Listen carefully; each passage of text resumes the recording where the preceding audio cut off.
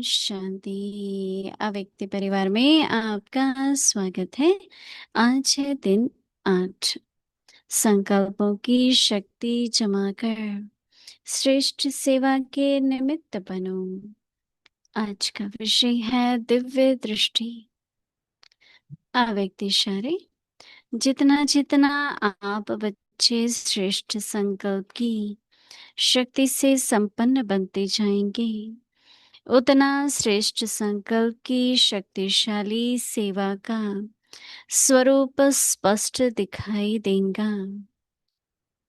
हर एक अनुभव करेंगे कि हमें कोई बुला रहा है, कोई दिव्य बुद्धि द्वारा शुभ संकल्प का बुलावा हो रहा है, कोई फिर दिव्य दृष्टि द्वारा बाप और स्थान को देखेंगे। दोनों प्रकार के अनुभवों द्वारा बहुत तीव्र गति से अपने श्रेष्ठ ठिकाने पर पहुंच जाएंगे। अभी हम मोहिनी दीदी से सुनेंगे।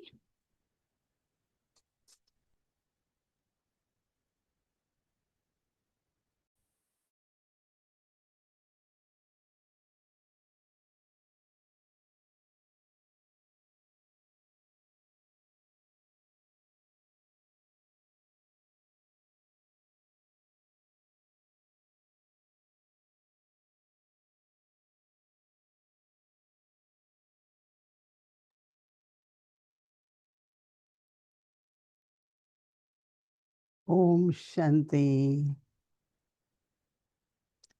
सभी मौज में है, खुशी में है, अतीन्द्रिय सुख में है। राइट।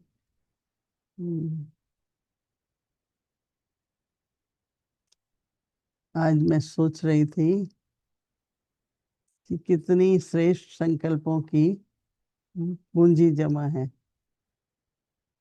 रियली वो क्या होता है श्रेष्ठ संकल्प को जमा करना है? कि हमेशा श्रेष्ठ सोचते रहो तो वो जमा होता जाएगा। राइट। तो बाबा फिर आज दिव्य दृष्टि पे कह रहे हैं। ऐसे तो देखो जो लोग ट्रांस में जाते हैं, भोग लगाते हैं, उसको कहते हैं इनको दिव्य दृष्टि है। परंतु बाबा के जब हम बनते हैं तो बाबा सभी को दिव्य दृष्टि का गिफ्ट भी देते हैं, वरदान भी दे देते हैं हर बच्चे को। क्योंकि आत्मिक दृष्टि दिव्य दृष्टि है ना। हम किसी के देह को ना देखें, अपनी आत्मिक स्वरूप की स्थितियों और आत्मिक स्वरूप से ही फिर हम औरों को देखें।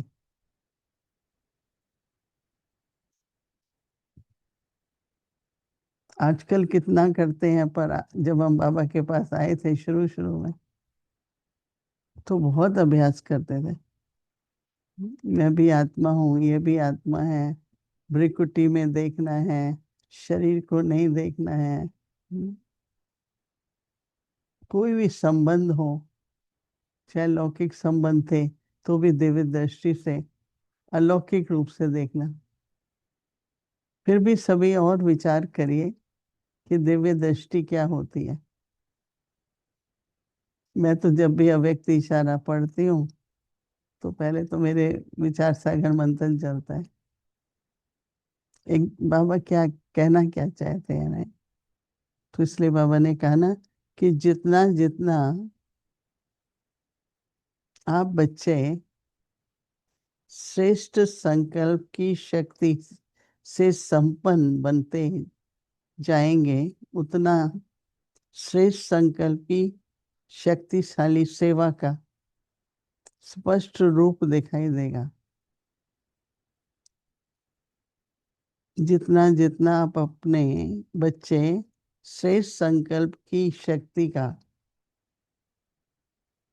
श्रेष्ठ संकल्प शक्ति है उससे संपन्न बनना, उतना ही श्रेष्ठ संकल्प की शक्ति की सेवा का स्वरूप स्पष्ट दिखाई देगा।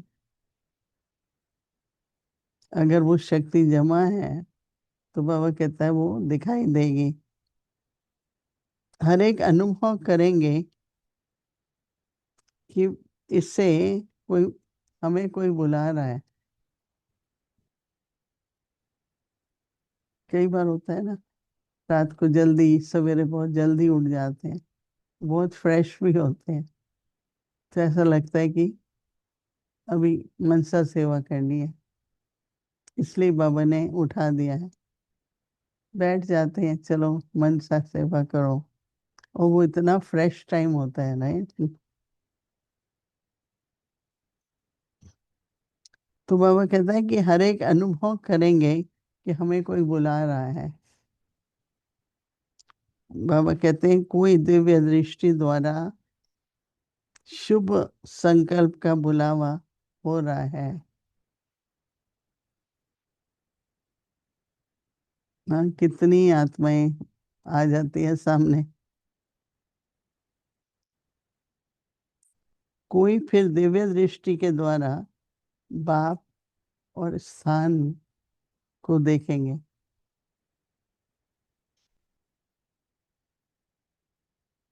एक बार एक बहुत बड़े सेंटर पे आग लगी, तो दारी जान की कहती है वो बहुत सवेरे उठ गई, और जैसे वो धुआं धुआं, कहाँ आग लग रही है। फिर थोड़ी देर के बाद उनको समाचार मिला। तो कहीं भी कुछ भी हो रहा है, तो जैसे आपको फील होगा कि चलो सकाश तो उस आत्मा को। और आजकल तो ऐसे बहुत ही, न केवल स्थान पर व्यक्ति भी बहुत है। तो बाबा कहते हैं दोनों प्रकार के अनुभव के द्वारा बहुत तीव्र गति से अपने श्रेष्ठ ठिकाने पर पहुंच जाएंगे। अभी कई बातें हो सकती है, नहीं, श्रेष्ठ श्रेष्ठ ठिकाने, वो क्या होता है?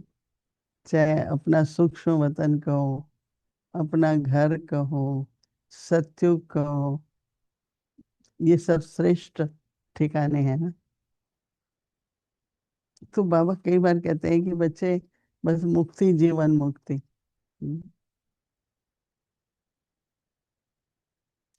कल मेरे से किसी ने पूछा कि जब हम ये बातें सुनते हैं दुनिया की, और थोड़ा भी सुनते हैं, तो मन में बहुत संकल्प आते हैं।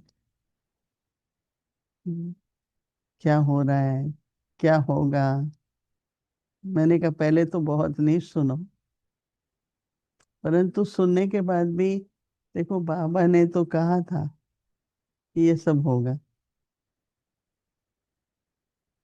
बाबा ने कहा इतना खर्चा किया है, रखने के लिए तो नहीं ना। चलो समुद्र में भी डुबो दें, तो बाबा ने कहा वो भी तो इतना, हाँ, कितना पोल्यूशन हो गया ना। तो अभी तो बस श्रेष्ठ संकल्प, उसकी पूंजी जमा करो, और सभी, हाँ, समेट के तैयार रहो। जो हो रहा है, बाबा ने कहा ही है, तमोगुनी दुनिया है, तो होगा। हम्म, मित्र दुश्मन बनेंगे, एक दूसरे पर विश्वास नहीं होगा, दुख, हाँ, और दुख, हाँ, ये सब कुछ बहुत कॉमन होगा। हमें क्या करना है?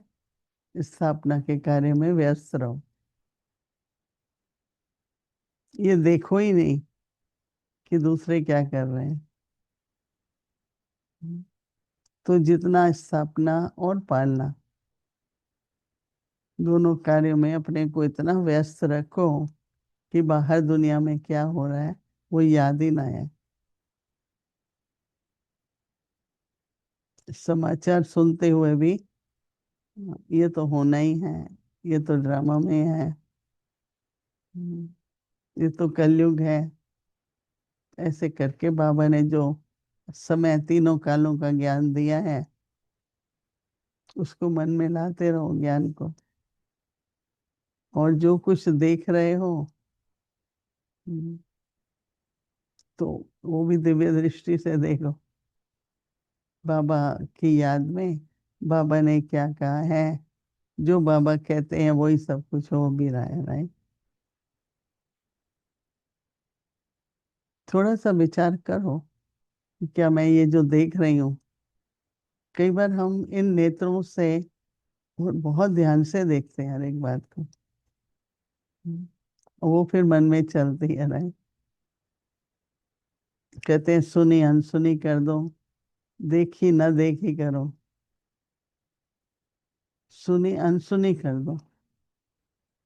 कोई पूछे आपने सुना नहीं, मेरा तो ध्यान नहीं गया। आपने देखा नहीं, मैंने तो देखा ही नहीं। तो अंदर नहीं जाएगा ना, तो चिंतन भी नहीं चलेगा, चिंता भी नहीं लगेगी।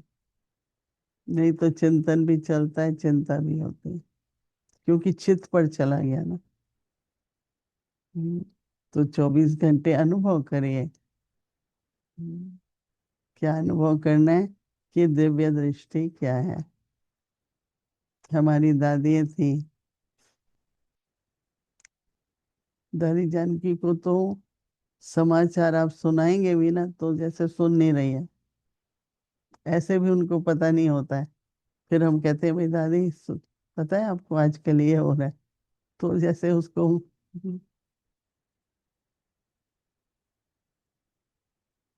रास्ते में आते हैं, हाँ, तो बताते हैं कौन, एक भाई बता रहे थे दादी है, तो हम लोग तो बड़े बड़े होर्डिंग होते हैं ना तो देखते हैं, और दादी है तो वहां से गुजर जाएंगी। आपने देखा दादी, बड़ा अच्छा लगा था क्या। हम्म, तो ऐसा होना पड़ेगा कि देखते हुए भी नहीं देखो, सुनते हुए भी नहीं सुनो। हम्म, तो क्या होगा, औरों को हम, हाँ, मंजिल तक पहुंचा सकेंगे, बाबा ने कहा ना। तो हमारी दृष्टि में नहीं तो अचानक कुछ भी इमर्ज हो सकता है ना। क्या है इमर्ज होना चाहिए, जो दूसरों को लक्ष्य मिले, ठिकाना मिले, उनकी धारणा की उनको कोई बात मिले। तो देखते हुए ना देखना मतलब कि दिव्य दृष्टि रहे, दिव्य बोल हो, दिव्य दृष्टि हो, तो वो भी और ही और हमारे से ऐसी सेवा बाबा कराएंगे। ओम शांति।